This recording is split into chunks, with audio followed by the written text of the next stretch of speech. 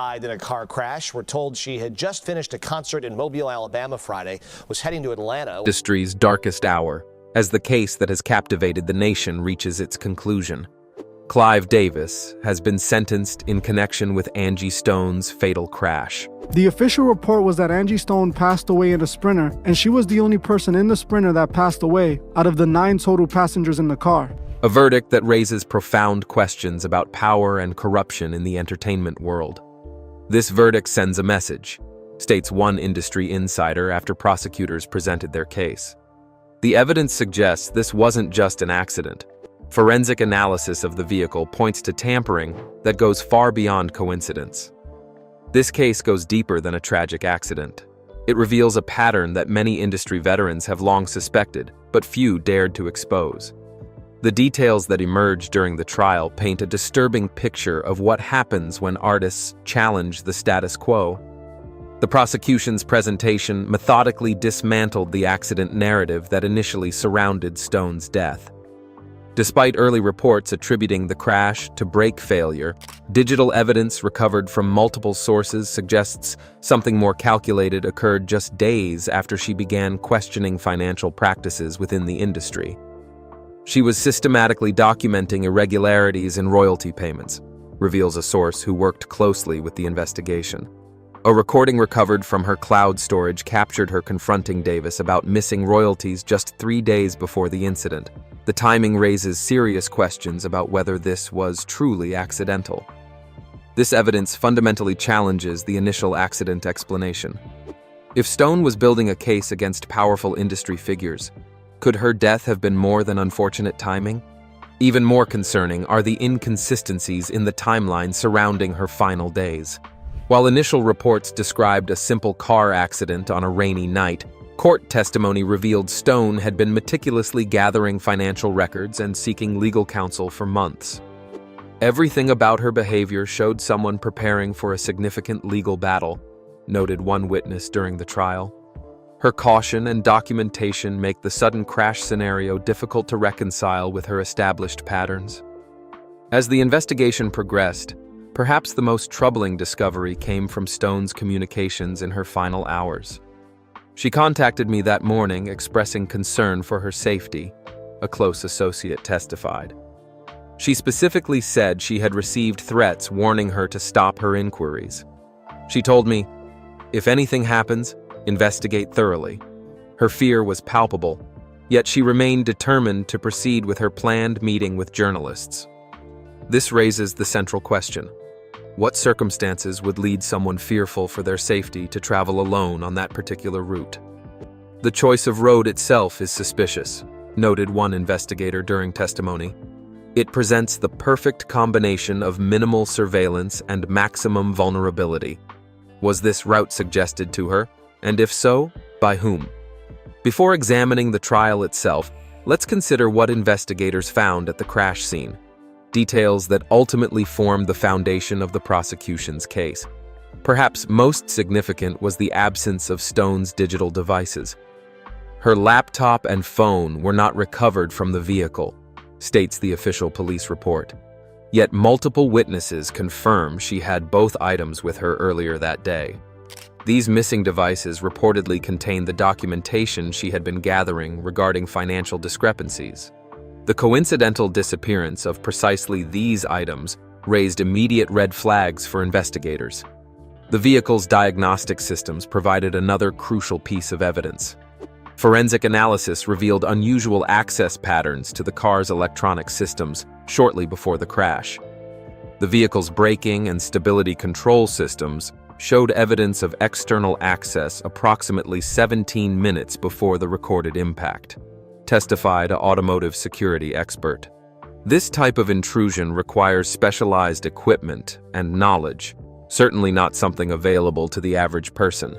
The question becomes, who would have both the capability and the motivation to remotely compromise these systems? The timing of Stone's death in relation to her scheduled activities also formed a central component of the prosecution's case. Court records show she had arranged to meet with investigative journalists from a major publication 3 days after the crash occurred. She had indicated she was prepared to provide comprehensive documentation regarding systematic financial improprieties involving several major industry figures, confirmed a journalist who had been in contact with Stone. She described her evidence as industry-changing. Some trial observers have suggested the circumstances point to a deliberate attempt to silence a potential whistleblower.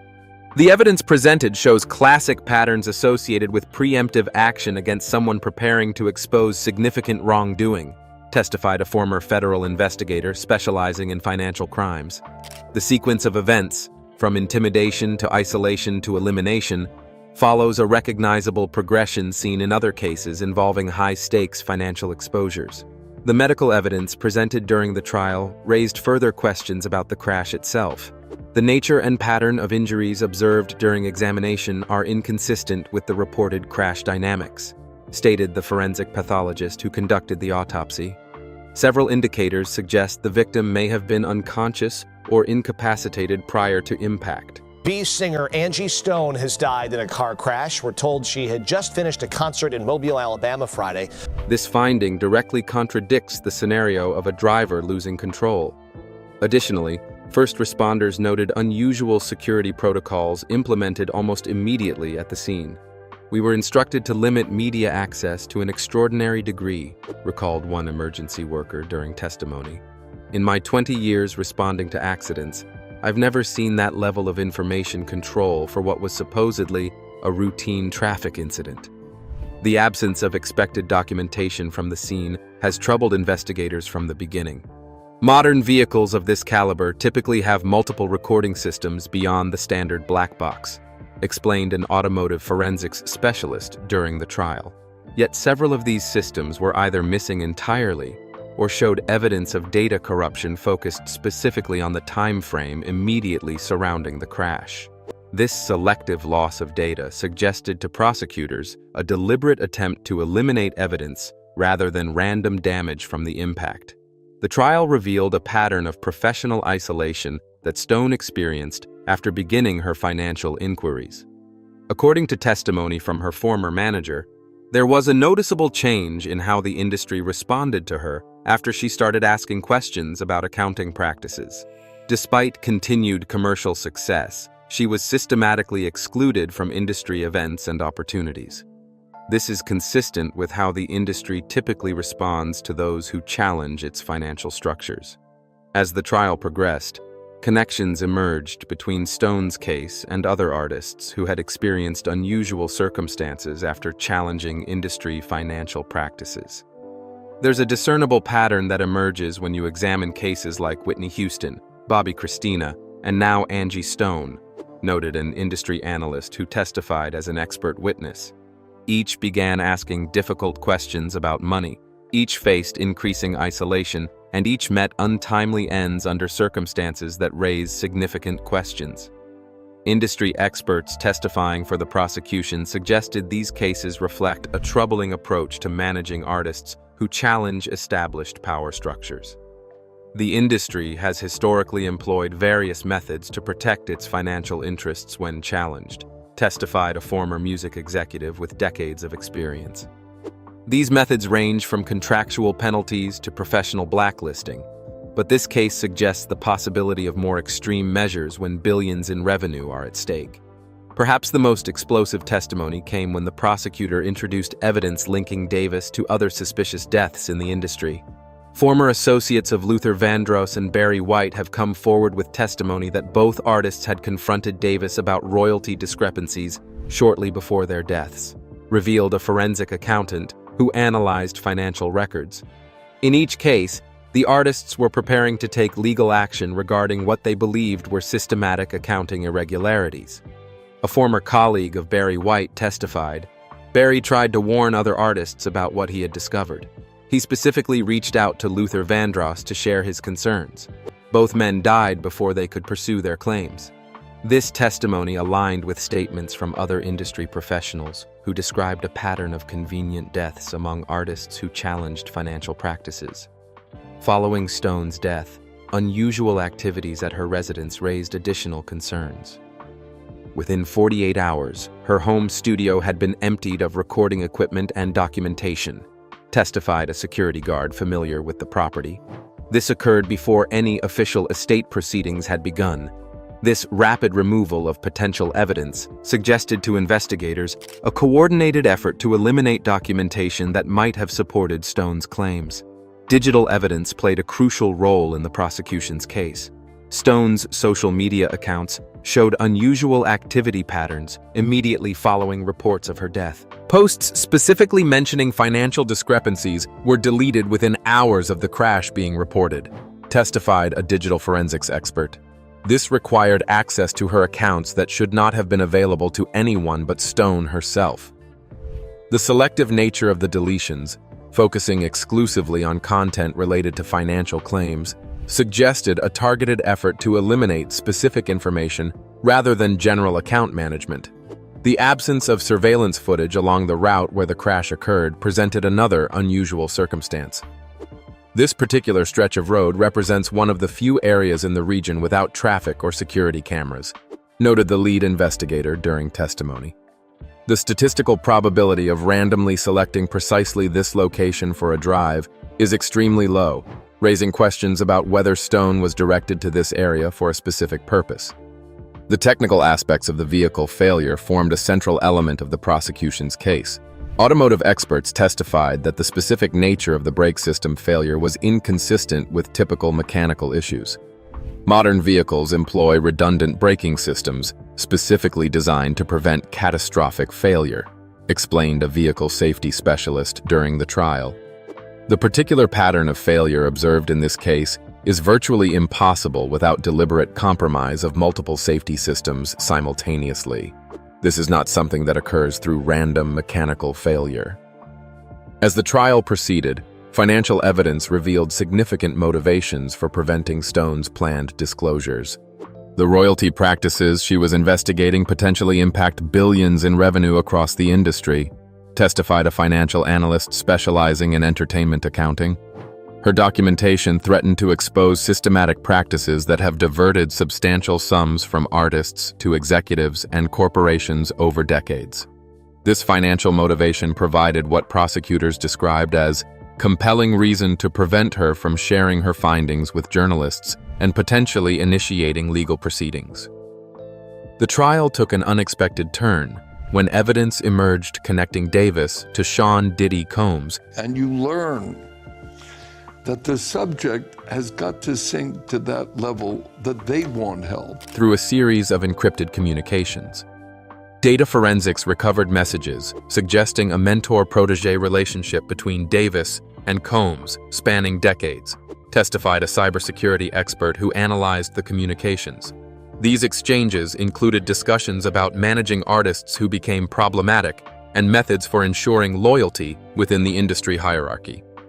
One particularly damning exchange, dated just weeks before Stone's death, contained cryptic references to handling the situation using established protocols and making an example to prevent others from similar actions.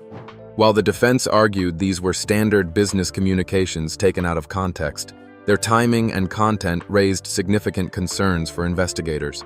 A former security consultant testified about the relationship between the two industry figures.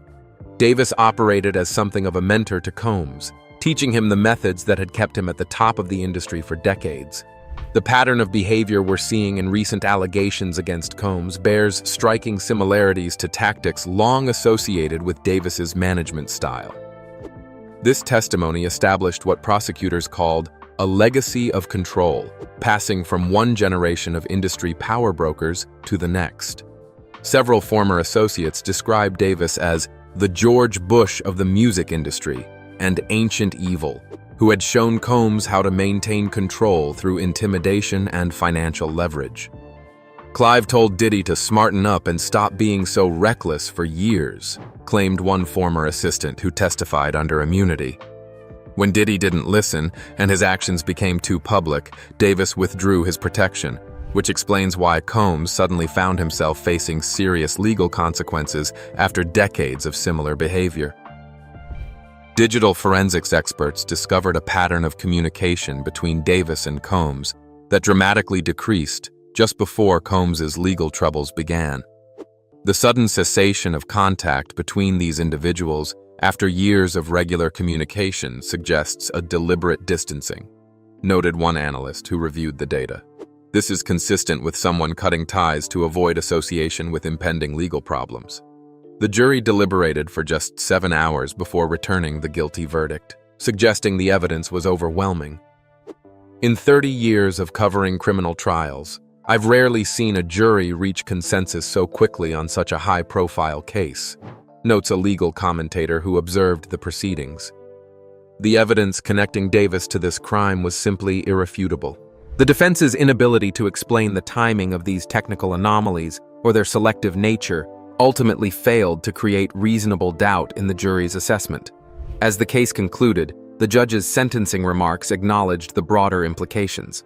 This case represents not merely a tragedy for one victim, but a glimpse into systemic issues within an industry that wields enormous power over artists' lives and livelihoods, stated the judge.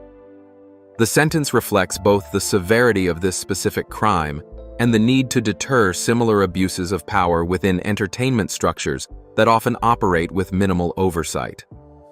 The aftermath of the trial has seen numerous artists coming forward with similar experiences of intimidation after questioning financial practices. What's most significant about this verdict is that it may represent a turning point in how the industry operates, observes a legal analyst specializing in entertainment law. For decades, challenging certain financial structures carried professional consequences, but this case demonstrates that legal accountability is possible even for the most powerful figures. Public reaction to the verdict has been overwhelming. Social media has erupted with comments from both industry professionals and fans expressing relief that Davis is finally facing consequences. Clive Davis is as disgusting as Epstein, Weinstein, Diddy, and the rest of the predators, wrote one commenter in a post that received thousands of shares. Others questioned why it took so long. Why hasn't Clive Davis been prosecuted for his years of abuse? And why is Davis never arrested? He is always behind the death of black celebrities. Many comments from industry insiders suggested this verdict confirms long-held suspicions. Clive is the most evil man in music, stated one veteran producer, while another noted, Clive be one of the occult members in Hollywood. P. Diddy is small fry compared to man like Clive. He be one of them Bohemian Grove boys. These statements align with testimony presented during the trial regarding Davis's extraordinary influence within industry power structures. Could I be attracted to the person and not the gender? And I did find that I could be attracted to a man. Particularly troubling were allegations that emerged during the trial regarding financial exploitation. Clive Davis has murdered Luther, Barry, Whitney, and who knows how many others. He lusts for men artists and their royalties, stated one former studio executive in written testimony. He wants any artist, life insurance policies, and artists' royalties. Greed is what fuels the industries, and the owners will do anything to continue with their greed at any cost. The connection to Diddy has raised questions about whether this conviction might impact ongoing cases against Combs. If Davis was truly the mentor teaching these methods to Diddy, this could significantly expand the scope of the current investigations, noted one legal expert following both cases. The prosecution may now have a roadmap for understanding the broader systems that enabled these alleged abuses to continue for decades. Former associates of Combs have reportedly begun cooperating with authorities following Davis's conviction. Several individuals previously reluctant to come forward are now providing information connecting Davis and Combs to a larger network of industry figures engaged in similar practices, revealed one source close to the investigation. The fear that previously silenced these witnesses appears to be diminishing now that one of the most powerful figures has been successfully prosecuted. As the industry absorbs the implications of this verdict, questions remain about whether other cases might be re-examined in light of these revelations. The pattern of suspicious circumstances surrounding artists who challenged financial structures may receive renewed scrutiny based on the evidence and testimony presented in this landmark case. Federal prosecutors have reportedly expanded their investigation to include several other high-profile industry executives connected to both Davis and Combs. This case has opened a window into practices that have been shielded from accountability for decades, stated one former federal investigator familiar with the expanded inquiry. What we're seeing is potentially just the tip of the iceberg in terms of how power and control have been exercised within the entertainment industry. The impact extends beyond this single case. This verdict has fundamentally altered the power dynamics within the industry, notes one music business analyst. Artists now have precedent for legal recourse when faced with intimidation for questioning financial practices, potentially leading to greater transparency in how revenue is distributed. This case ultimately represents more than just justice for Angie Stone. It signals a potential shift in how the entertainment industry operates and how it responds to those who challenge established financial patterns. The message is clear. Even the most powerful figures can be held accountable when they cross certain lines. As prosecutors look toward related cases, including ongoing investigations into Combs, the roadmap established in the Davis trial provides a template for how to approach deeply entrenched power structures. The Davis verdict demonstrates that with sufficient evidence and courageous witnesses, even decades-old systems of control can be dismantled, observed one prosecutor familiar with both cases. This may be just the beginning of a much larger reckoning within the entertainment industry.